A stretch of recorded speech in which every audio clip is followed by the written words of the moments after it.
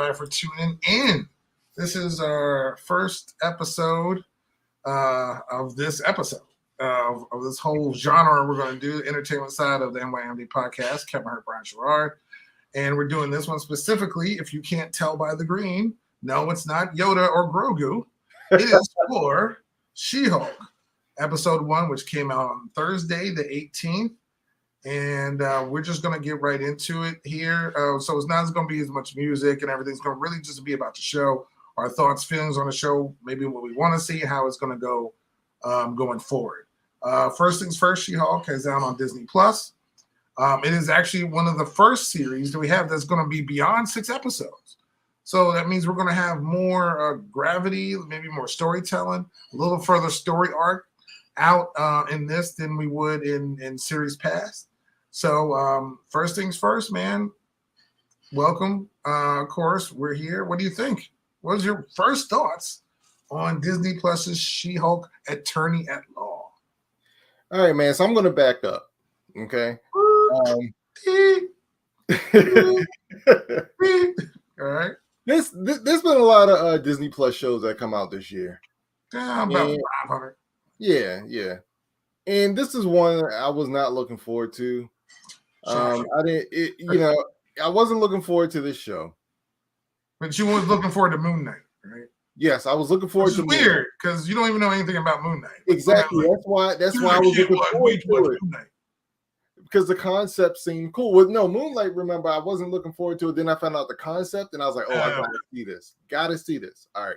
So then, She-Hulk, they announced She-Hulk, and I'm just like, whatever. It's okay. Saw the trailer, and the trailer didn't do anything for me. As a matter of fact, it kind of turned me off because I just thought the CGI looked so bad from that first trailer. But then, if you remember, they released a second trailer. They kind of fixed up the CGI. It's like, okay, whatever. Still not excited. Watch the first episode. I gotta say, Hurt, it was better than I thought. It exceeded my expectations. I enjoyed the first episode, man, and I wasn't expecting to at all. The CGI wasn't as bad.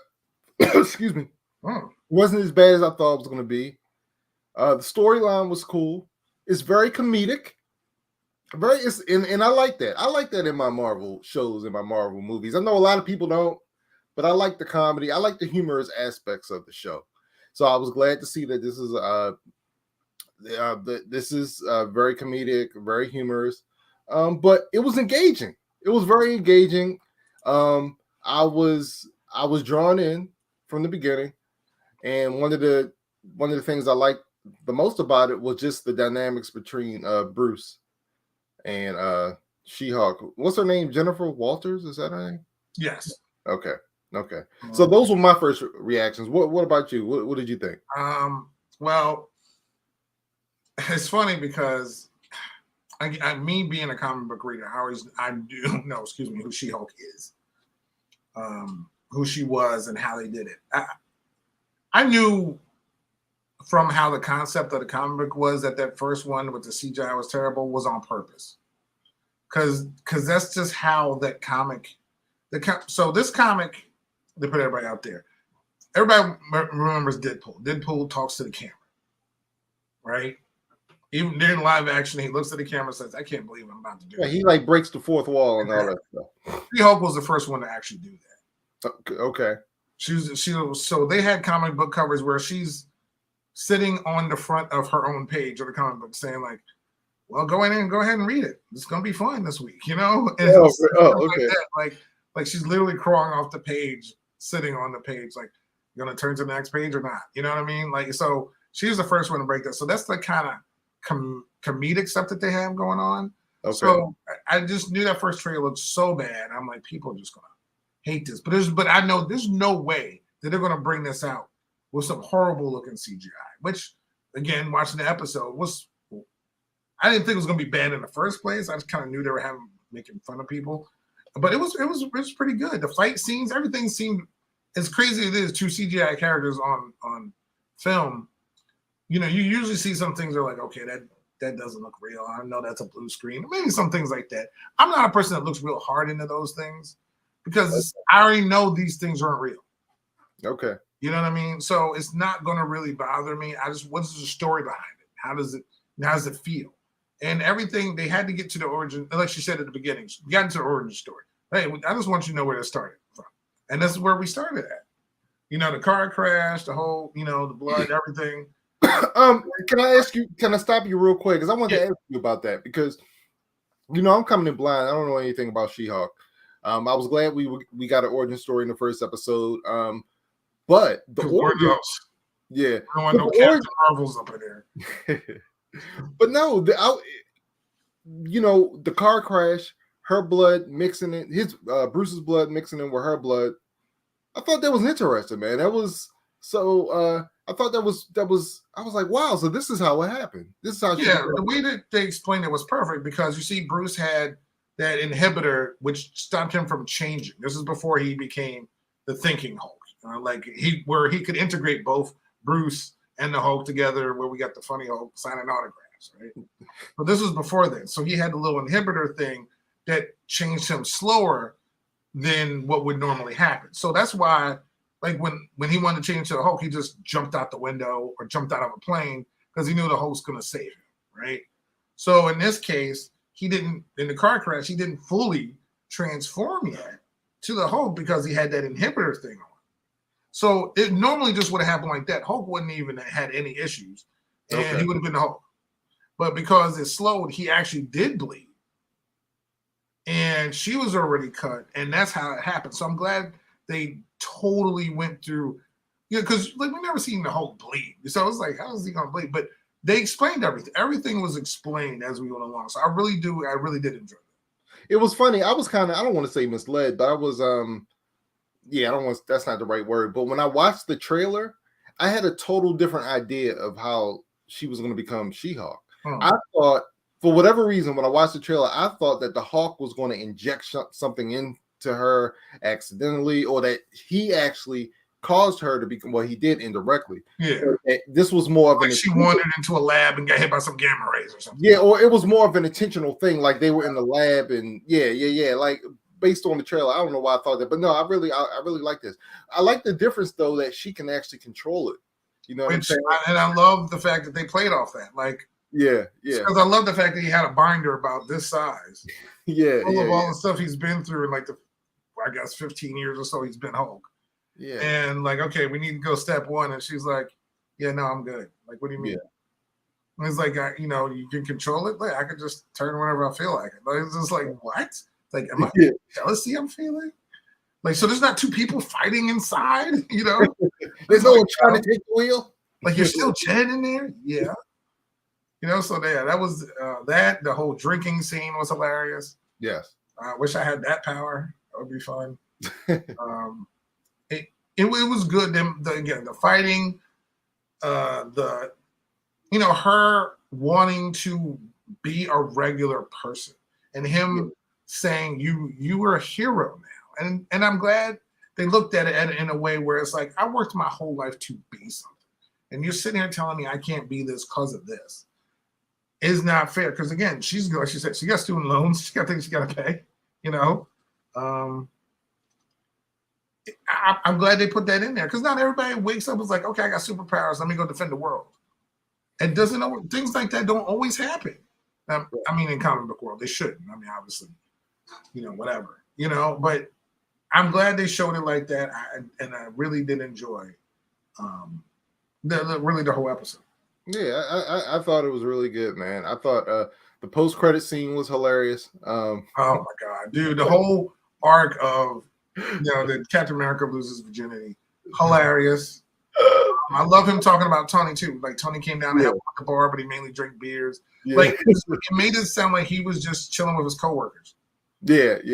And it really and her saying, you know what, I read in the history books about Captain America. Yeah. Because in all actuality, he would be in the history books. Right. And that's why I'm glad when Hawkeye came out, they had like the play. Yeah. Because in real life, it would be a play. Like, right. Saving the world, there would be a whole entire play. So I'm really glad they put that in there.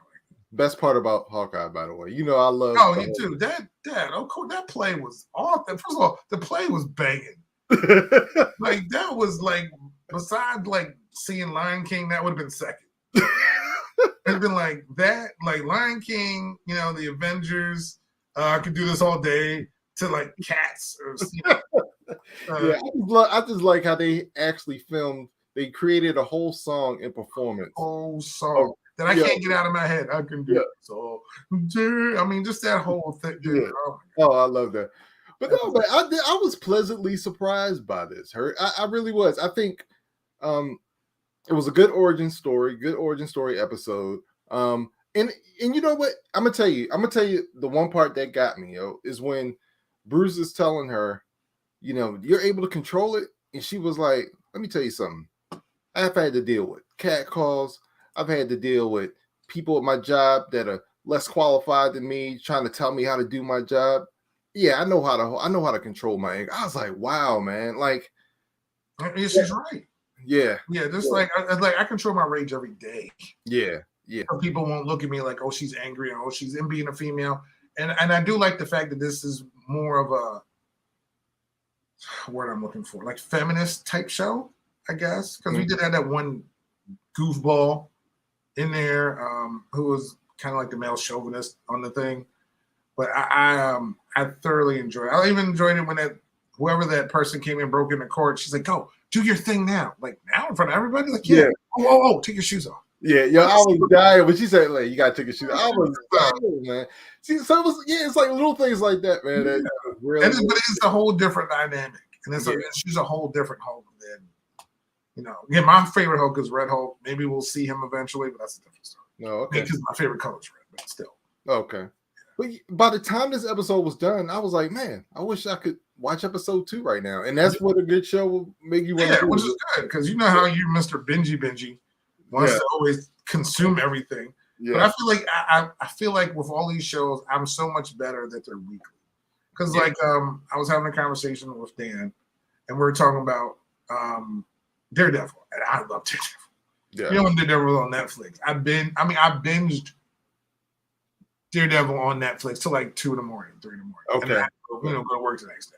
Like, it was that good. Like, I love me some Daredevil. Not to digress too much, but now that you bring up Daredevil, are you excited about Daredevil Born Again coming to Disney Plus? There's fewer things in the past, I don't know, 5-6 years that I look forward to. Mm-hmm. And this is one of them. Oh, really? Okay. Because they did such a great job with it on Netflix. It was, it did, in all seriousness, and I really mean this. If they picked anyone else to be Daredevil, I would actually find Kevin Feige and take his name from him. You better change your name to Calvin or Kelvin or something. You can't be a Kevin. Because that's the wrong decision. Yeah. Okay? You're not DC by putting anybody in a Flash costume, okay? Right. You need to know you got gold with Charlie Cox being Matt Murdock. He is perfect, man. Like I love his so good. His portrayal of Daredevil made me love the character again. Because it's funny. I didn't love the character. Dude, I'm a New Yorker. He's from Hell's Kitchen. Yeah. Daredevil's part of the whole New York MCU thing. I could care. I was an X-Men guy. But it's Daredevil's like a boring thing I didn't really even care about. And when they came out with it on TV, boy was I wrong. It was so good. So good, man. So good. And then, of course, having Kingpin, forget about it. Right. Vincent D'Onofrio, that dude could be a crazy soldier. He could be a detective, or he could be the Kingpin. That dude is awesome. So I just enjoyed that series. I enjoyed it. But his portrayal of Charlie, I felt his whole emotion, everything he went through, what he didn't want to do. Talking to Foggy, talking to all the people that were in the show, he's such a good job. So yes, I'm thoroughly looking forward to it, and that would be the only thing that I ever binge. I don't binge at all. I may do 2 episodes. I don't have time to do 12. But Daredevil made me want to do the whole 12. So I'm looking forward to it, and he's going to be appearing in this series, so I can't wait to see that too. Oh man, that's awesome! All right, man. Well, the way I want to end each show is I want to give a grade. I want to do a number grade, 1 to 10, and I also want to do predictions. So first of all, let me get your grade on the show because I want to do this episode by episode because basically I want to get your thoughts as if do you think the episodes being consistent? Are they consistently staying the same? Are they getting better? Are they getting worse? That's why I want to do this. So I'll let you start off.